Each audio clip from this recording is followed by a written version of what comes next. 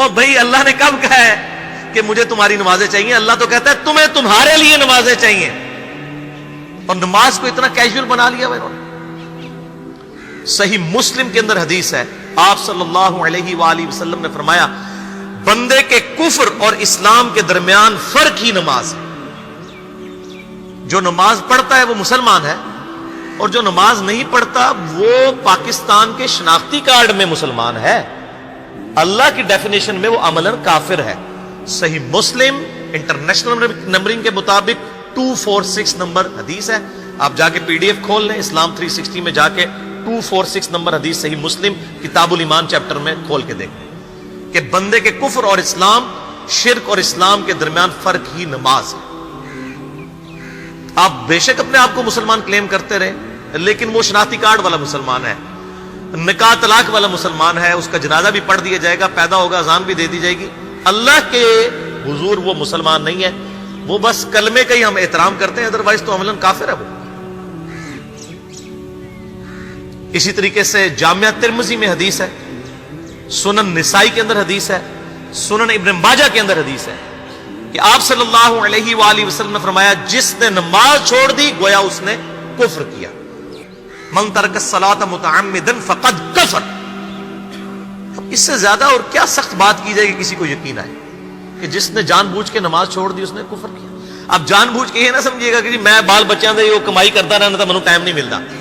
جان بوجھ کی ڈیفینیشن بھی نبی علیہ السلام نے بخاری اور مسلم میں موجود ہے کہ اگر کوئی شخص بے ہوش ہو جاتا ہے یا سویا رہ جاتا ہے، یہ دو آپشنز ہیں، یا تیسرا آپشن ہے وہ بھول جاتا ہے، تو جیسے یاد آئے اسی وقت وہ والی نماز پڑھ لے۔ لیکن جو شخص دنیا کو ٹاپ پرائرٹی مانتا ہے، اپنا آفس چھوڑنے کے لیے تیار نہیں، اپنا کلینک چھوڑنے کے لیے تیار نہیں ہے، اور اپنی دکان چھوڑنے کے لیے تیار نہیں ہے نماز کے لیے، تو ظاہر ہے کہ وہ تو اپنے آپ کو دھوکہ دے رہا ہے۔ اللہ تعالیٰ تو اپنے معاملات کے اندر بالکل اسٹریٹ فارورڈ ہے، بالکل یہ ذہن میں رکھ لیں۔ جامعہ ترمذی میں صحیح سند کے ساتھ موجود ہے، عبداللہ بن شفیق تابعی رحمہ اللہ تعالیٰ کہتے ہیں کہ صحابہ کرام علیہم رضوان صرف نماز کے چھوڑنے کو ہی اعمال میں سے کفر سمجھتے تھے، یعنی وہ کسی کو نماز پڑھتا ہوا دیکھتے تھے تو کہتے تھے یہ مسلمان ہے، اور کسی کو نماز پڑھتا ہوا نہیں دیکھتے تھے تو وہ کہتے تھے یہ کافر ہے۔ یہ جامعہ ترمذی ہے، یہ کوئی سٹوری بک نہیں میں سنا رہا آپ کو۔ مسند احمد میں صحیح سند کے ساتھ حدیث ہے، نبی صلی اللہ علیہ وآلہ وسلم نے معاذ ابن جبل سے فرمایا معاذ اللہ کے ساتھ کسی کو شریک نہ ٹھہرانا، خواہ تمہارے ٹکڑے ٹکڑے کر دیے جائیں، تمہیں سولی پہ چڑھا دیا جائے، تمہیں آگ میں جلا دیا جائے، اللہ کے ساتھ کسی کو شریک نہ ٹھہرانا، اور معاذ نماز بھی نہ چھوڑنا، کیونکہ جس نے نماز چھوڑ دی اللہ تعالیٰ کے ذمہ کرم سے وہ نکل گیا، اللہ کے حضور اس کے لیے کوئی حصہ نہیں ہے جس نے نماز چھوڑ دی۔ کتنا کرٹیکل ایشو ہے۔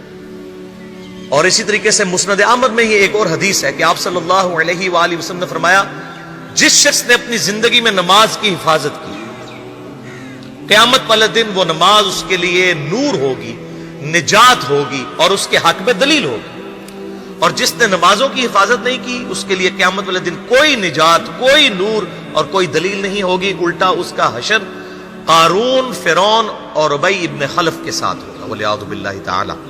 یہاں تو ہم کہہ دیتے ہیں یا اللہ جو کچھ بھی ہے تیرے محبوب کی امت سے ہیں، یعنی یا اللہ ہم نے تو اپنی اصلاح کوئی نہیں کرنی، ہمیں اسی طریقے سے ہی قبول کر لیں، والعیاذ باللہ تعالی۔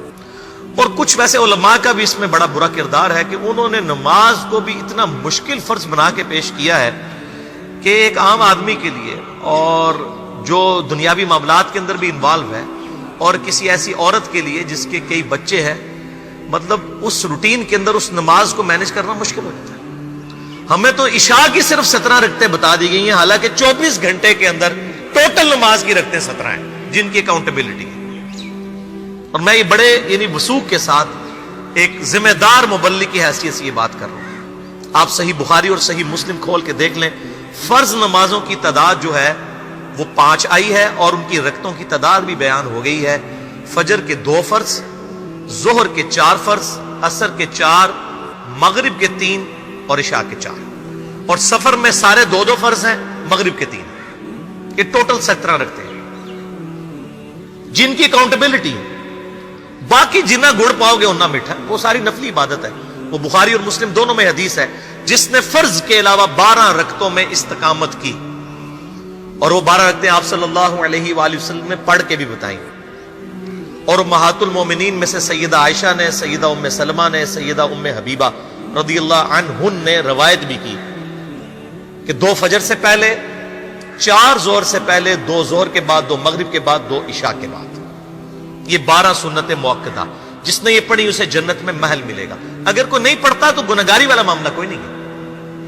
اسی طریقے سے اس کے علاوہ ایک اور وطر کی نماز ہے جو سنت موقدہ ہے. وہ سیدنا مولا علی رضی اللہ تعالیٰ عنہ علیہ السلام کا قول ہے کہ وطر سنت ہے، سنت ہے، سنت ہے، مگر اسے مت چھوڑو. ہے سنت ہے لیکن تاکیدی ہے. آپ صلی اللہ علیہ وآلہ وسلم نے سفر میں بھی وطر اور فجر کی 2 سنتیں پڑھی ہیں، لیکن یہ صرف افضلیت کے اعتبار سے تاکیدی ہیں، ان کی کاؤنٹیبلٹی کوئی نہیں ہے. البتہ یہ ضرور ہے، سنن ابی داؤد میں ایک حدیث ہے کہ جس کی قیامت والے دن فرضوں میں کوتاہی نکل آئے گی تو اللہ تعالیٰ فرمائے گا میرے بندوں کی جو نفلی اور سنت عبادت ہے اس کو تول لو اور فرضوں کے ایکویلنٹ قبول کر لو. تو آپ اگر یعنی سنتیں پڑھیں گے تو اس کے ایکویلنٹ نفلوں کی کوتاہی پوری ہو جائے گی، ادروائز اکاؤنٹیبلٹی اس کی کوئی نہیں ہے. یہ ذہن میں رکھیے گا. صحیح بخاری اور مسلم دونوں میں حدیث موجود ہے. ایک صحابی آئے، انہوں نے کہا یا رسول اللہ صلی اللہ علیہ وآلہ وسلم میں جنت میں جانا چاہتا ہوں، مجھے کوئی شارٹ کٹ بتا دیں. آپ صلی اللہ علیہ وآلہ وسلم نے فرمایا اسلام لانے کے بعد نماز، فرض نماز کو قائم رکھ. پھر فرمایا فرض زکوٰۃ ادا کر، فرض روزے دے، روزے جو ہیں وہ ان کو ادا کر اور روزے رکھ. حج اس وقت فرض نہیں ہوا تھا، وہ زندگی میں ایک بار ہے. تو اس نے کہا یا رسول اللہ صلی اللہ علیہ وآلہ وسلم جتنا آپ نے مجھے بتایا نہ میں اس میں ایڈ کروں گا نہ اس میں سے کوئی چیز مائنس کروں گا. اور یہ کہہ کے وہ چلا گیا. آپ صلی اللہ علیہ وآلہ وسلم نے فرمایا اگر کسی نے کسی جنتی شخص کو دیکھنا ہے تو اس کو دیکھ لو جو یہ کہہ کے گیا کہ میں فرض نماز سے زیادہ کوئی نماز نہیں پڑھوں گا، صرف فرض روزہ ہی رکھوں گا، فرض زکوٰۃ ہی دوں گا. اب روزہ اور زکوٰۃ میں تو ہمارے علماء کو اور عام پبلک کو بھی جو دیندار لوگ ہیں ان کو ہضم ہوتی ہے کہ کوئی شخص یہ نہیں کہتا کہ بھئی پیر اور جمعرات کا روزہ. صحیح مسلم میں حدیث ہے کہ آپ صلی اللہ علیہ وآلہ وسلم کے نفلی روزوں کی یہ روٹین تھی. کوئی آپ کو یہ نہیں کہے گا کہ جس نے جمعرات اور پیر کا روزہ نہ رکھا اس کے رمضان کے روزے ہی قبول نہیں ہوں گے. کوئی کہتا؟ کیونکہ ان کو پتہ وہ نفلی ہے. اسی طریقے سے زکوٰۃ تو صرف 2.5% ہے نا، باقی تو نفلی صدقات ہیں جتنے مرضی دیں. کوئی شخص نہیں کہتا کہ نفلی صدقہ نہ دیا تو آپ کی زکوٰۃ بھی قبول نہیں ہوگی. الٹا یہ کہتے ہیں وہ بس جی زکوٰۃ دے لو تو باقی سارا مال پاک ہے. لیکن جب فرض نماز کی باری آتی ہے تو اس وقت وہ 12 رکھتے ہیں بھی سنت موقدہ بیچ میں گھسیٹ دیتے ہیں. وہ بھی صرف فضیلت ہے. ٹوٹل 17 رکھتے ہیں، 2 فجر کی، 4 ظہر، 4 عصر، 3 مغرب، 4 عشاء. یہ میں کو اپنے لیے گراؤنڈ نہیں بنا رہا، میں تو الحمدللہ اس کے علاوہ بھی نفلی عبادت کرتا ہوں. لیکن میں بتا رہا ہوں خدا کے لیے لوگوں کو دین ایسا مشکل نہ پیش کریں کہ جو نبی علیہ السلام نے امت کو وہ دین نہیں دیا ہوا. اپنی مرضی سے انجیکٹ نہ کریں دین، لوگوں کے لیے مشکلات نہ کھڑی کریں. ان کو فرض نماز تک رکھیں. پھر انشاءاللہ کئی لوگوں کو میں نے اس نے نماز شروع کروائی، انہوں نے سنت نماز بھی، نوافل بھی شروع کر دی ہیں. لیکن آپ کم از کم وہ ڈیٹم لیول تو اچیو کروائیں لوگوں کا. لیکن فرض نماز کی باری آتی ہے کہتے ہیں جی سنتے بھی حصہ ہیں. کہاں سے میرے بھائیوں حصہ ہے؟ وہ 17 رکھتے ہیں. سنتیں پڑھیں گے ثواب ہے، نہیں پڑھتے گناہ کوئی نہیں ہے. تو کم از کم فرض تو ادا کریں. اس کے لیے آپ کو ٹوٹل 24 گھنٹے میں میرے خیال ہے 40 منٹ بھی نہیں چاہیے فرض پڑھنے کے. تو اس کے اوپر تو استقامت کم از کم ہم اختیار کریں. اور چھوٹی چھوٹی جو نٹی گٹیز ہیں ان کو تو ہم نے اتنا فالو کیا ہوا ہے، اور فرض نماز کے بارے میں ہم اتنے کیجول ہو جاتے ہیں. تو یہ فرض نماز کی امپورٹنس اس حوالے سے ضروری تھی، اس لیے میں نے ساتھ ہی بیان کر دی.